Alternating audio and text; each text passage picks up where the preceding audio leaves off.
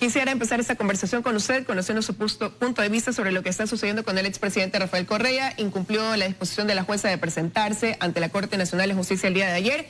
Ante esto, pues, Fernando Valde ha pedido revisión de estas medidas cautelares y ahora él va a solicitar que se ordene la prisión preventiva. Desde su punto de vista, ¿este de aquí debe ser el paso a seguir? Bueno, yo creo que eso le corresponde a los jueces, pero lo que sí puedo señalar es que se trata de una actitud de irrespeto a la justicia, de irrespeto a la ley, esto de decir, yo no me puedo mover por un problema familiar, y luego lo vemos que se mueve por el Mundial de Rusia, se mueve a España, se mueve a distintos lugares alejados de su ciudad de Bruselas. Por lo tanto, es característico en el presidente Correa, expresidente Correa, que considera que la ley para él es distinta de la ley para el resto de los ciudadanos. Eso es un abuso y un irrespeto. Bueno, pero hasta que no haya una sanción, el expresidente Rafael Correa goza de la presunción de inocencia. Y ante esto de aquí, considerando, precisamente usted acaba de decir, él se mueve pero dentro del continente europeo, considerando la distancia, no podría él presentarse mientras tanto, hasta que no se dé una audiencia de juzgamiento, precisamente en el consulado de Bélgica, de Ecuador en Bélgica, y luego, ya ahora sí cuando la jueza lo dictamine, venir y presentarse y llevar esta audiencia ya con su presencia acá en el país. Yo creo que él tiene mucho temor. Él sabe que su conciencia lo acusa y no quiere arriesgarse a venir al Ecuador para enfrentar sorpresivamente una orden de prisión. Yo no digo que él sea acusado, nadie lo está acusando, pero los jueces han dictaminado una medida cautelar y él no la está respetando sin duda alguna. Y él es como cualquier otro ecuatoriano, debería de respetar la ley, respetar a la justicia, pero claro, él es el que nos acostumbró a una persona que se considera especial y que está por encima de la ley y la justicia. Eso no hay que permitírselo al expresidente Correa, que además durante sus 10 años de gobierno implementó un modelo económico que hoy está trayendo serias y graves consecuencias a la economía ecuatoriana. Y antes de hablar ya de la parte económica, quisiera concluir este primer tema preguntándole si solamente hay temor que comienzan a producir cambios dentro de la función judicial. Bueno, yo creo que hay un temor de parte del presidente Correa, combinado también con un carácter de prepotencia, donde él considera que está por encima de la ley. Yo creo que su obligación es presentarse ante la justicia y asumir con entereza la responsabilidad de sus actos. ¿Qué pauta está marcándose en el país con el hecho de que ahora se estén tratando estos temas, tratando también de transparentar la verdad, como son los casos Gabela, caso Balda, por mencionar un ejemplo, señor Lazo? Son fundamentales porque uno eran los temas de la corrupción, muy graves, pero estos temas son aún mucho más graves porque tienen que ver con violación de derechos humanos. Ha muerto un general de la República en condiciones que son muy extrañas y por lo tanto recién hoy se puede conocer información que no se le había permitido conocer a la sociedad ecuatoriana. Y también hoy se conoce el caso del secuestro de un ex asambleísta o supuesto secuestro en el exterior. Estos son temas muy graves y falta por conocer el caso del 30 de septiembre, donde será necesario también que se conozca la verdad. Yo creo que el Ecuador necesita ese baño de verdad. No estamos hablando solo de recursos económicos, estamos hablando de la vida de seres humanos. ¿Y es un baño de verdad que viene producto de un proceso de descorreización en el país? Yo creo que viene producto de lo que era necesario en el país. Un fortalecimiento de las instituciones de justicia, de las instituciones de control, para conocer esa verdad ya fuera del manto correísta, que evidentemente, como muchos asambleístas de Alianza País lo dijeron, les prohibieron la fiscalización.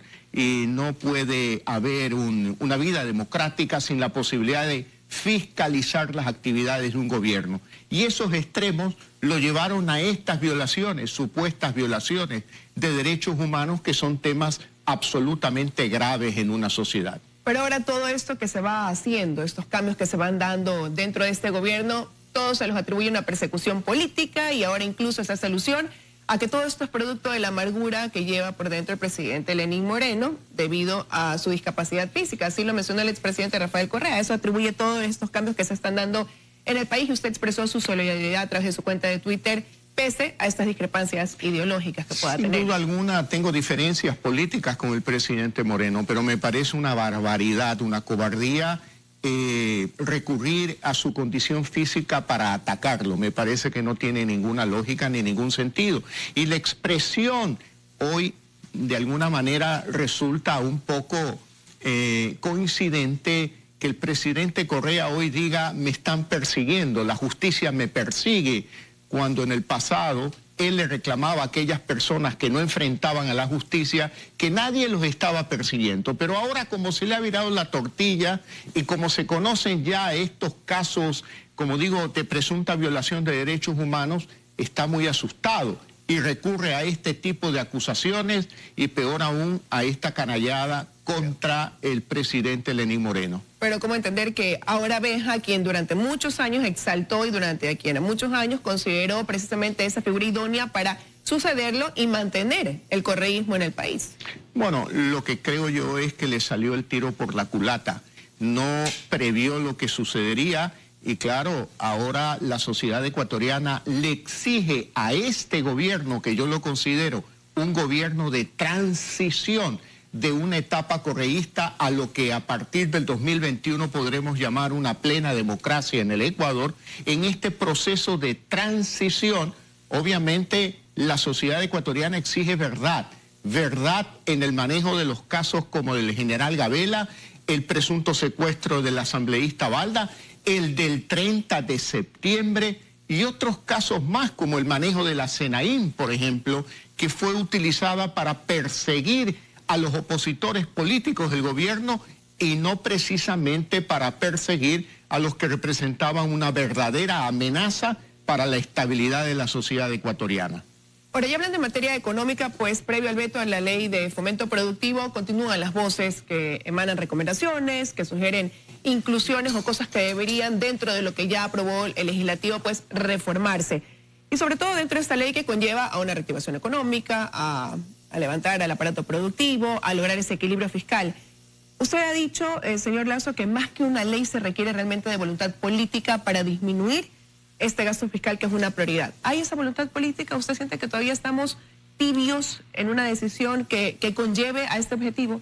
Definitivamente yo me ratifico que más que una ley se requiere la voluntad política de un gobierno para reducir el gasto público y evitar en el futuro nuevo endeudamiento público. A mí me gustaría ver más que un pragmatismo, un convencimiento de parte del presidente de la República, de parte de todo el gobierno en su conjunto, no de un solo ministro, para apoyar un objetivo: poder recuperar la estabilidad fiscal. El desastre del correísmo, que durante, yo diría con pena, 11 años, Alianza País adoptó un modelo que significaba excesivo gasto público, excesivo endeudamiento público, y esto en su momento nosotros lo advertimos, y advertimos que, llegado el problema donde ha llegado, la sociedad ecuatoriana tiene que enfrentarlo con entereza, con decisión, sin disimulo a la gravedad de estos problemas. Por eso yo creo que el gobierno debe de contarnos la verdad absoluta. Primero, cuál es el monto del déficit fiscal. Segundo, cuál es el monto de la deuda. Tercero, cuál es el programa económico, las metas que se ha establecido para los próximos años, porque este problema no se puede arreglar de la noche a la mañana. Va a demandar por lo menos el esfuerzo de 2, por no decir de los próximos 3 gobiernos, para arreglar un problema que Correa creó Alianza País durante los últimos 11 años. Bueno, y es evidente entonces que eso no se podrá lograr de la noche a la mañana, como usted lo ha dicho, ni en un año. Quizás este sea un gobierno de transición que logre ir marcando el camino a seguir para poder recuperar lo perdido en este tiempo. Pero ahí, con el cambio del rumbo económico, el ministro Espinosa ha sido sincero en más o menos decir cuál ha sido ese balance en el que recibió, y que por ende no puede acoger todo el pedido que venga de todos los sectores productivos, aunque él lo quisiera. Se han comenzado así a transparentar las cifras, se ha hablado sí del endeudamiento, pero para usted sigue ratificando que sí falta esta voluntad. ¿De quién faltaría? ¿Cuál es esa pata que está cogiendo? Porque tal parecería que el ministro de Economía y Finanzas con el presidente Lenín Moreno están alineados en un mismo camino, en una misma decisión dentro del manejo económico. ¿Cuál sería esa debilidad o qué estaría faltando entonces sí para ya marcar ese rumbo completo políticamente? Yo he destacado que las declaraciones son correctas, pero lo que es necesario son las acciones. Y en materia de las acciones es necesario un compromiso del gobierno en el mediano plazo para ver cuáles son las metas de reducción del déficit fiscal, por ejemplo, para evitar mayor endeudamiento. Una ley por sí sola, como esta ley, más allá de ciertas bondades que tiene y otras debilidades que la hemos señalado nosotros, requiere de esa voluntad política. Una ley no es un programa económico, una ley puede ser parte de un programa económico. Y ese programa económico lo necesita conocer la clase política ecuatoriana, la sociedad ecuatoriana, la sociedad internacional de inversionistas, los organismos multilaterales de crédito, porque el Ecuador no va a salir de este problema sin el apoyo de los organismos multilaterales de crédito, como es el caso del Banco Mundial, del BID, de la CAF, del Fondo Monetario Internacional. Un paquete de apoyo desde el mundo internacional para que el Ecuador pueda salir de este mal momento en el manejo de su economía, que es consecuencia de los últimos 11 años de gobierno de Alianza País.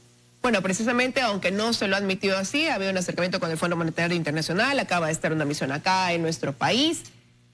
Es aparentemente para retomar relaciones. El ministro ha dicho que no, todavía se puede hablar de un financiamiento, pero ese parecería que va a ser el camino a seguir, porque se ha reconocido que se va a requerir de endeudamiento al menos en este año.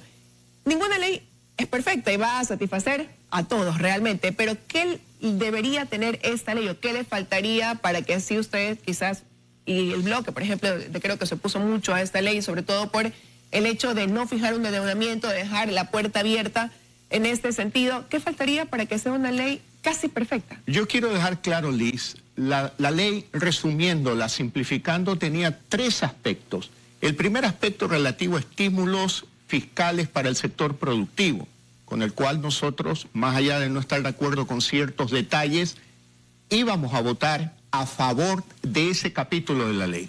En segundo lugar, el tema relativo a prohibir que el Banco Central vuelva a prestar dinero al gobierno, porque el dinero del Banco Central no es dinero público, es dinero privado, dinero de los depositantes en la banca, que la banca deposita en el Banco Central para cumplir con la exigencia de encaje bancario. Y el tercer aspecto, en este segundo nosotros estábamos de acuerdo también, y el tercer aspecto es lo relativo a las reglas macrofiscales. Si usted me permite una explicación muy sencilla, este es el tema del techo de la deuda. Actualmente el techo de la deuda es el 40%. ¿Qué hizo Correa? Simplemente siguió gastando a un punto en que superó el techo de la deuda. Por lo tanto, el techo de la deuda no es lo fundamental. Lo fundamental es un conjunto de reglas macrofiscales que en el mediano plazo le den claramente una visión a toda la sociedad ecuatoriana de que el gobierno se compromete a una reducción del déficit fiscal que en un futuro, luego de pasado el periodo de estabilización, genere superávits, y esos superávits en el futuro más el crecimiento de la economía permitan la reducción de la deuda. Con certeza, no con discursos solamente. Por eso yo aspiro que en el veto de la ley el gobierno se dé cuenta que es necesario mejorar la redacción y mejorar todo ese conjunto de reglas macrofiscales para evitar que en un futuro los gobiernos se vean tentados a superar el límite de la deuda. ¿Qué pasa si en ese veto no se mejora esa redacción y se aprueba tal y como está, a lo mejor? ¿O no se considera este aspecto que usted está mencionando? ¿Cuál va a ser el panorama? Bueno, ¿cuál va a ser el panorama? Yo advierto que vamos a repetir la historia de los últimos 11 años, salvo que el gobierno en los hechos, transcurrido 1 año o 2 años, nos demuestre con acciones, con números, que ha hecho lo contrario. Pero sería bueno poner en una ley este conjunto de reglas macrofiscales, y no solo para los próximos 3 años.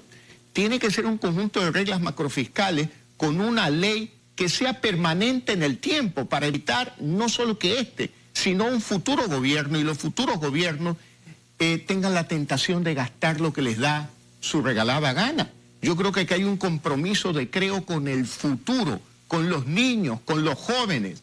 Correa ha desarmado a la economía ecuatoriana.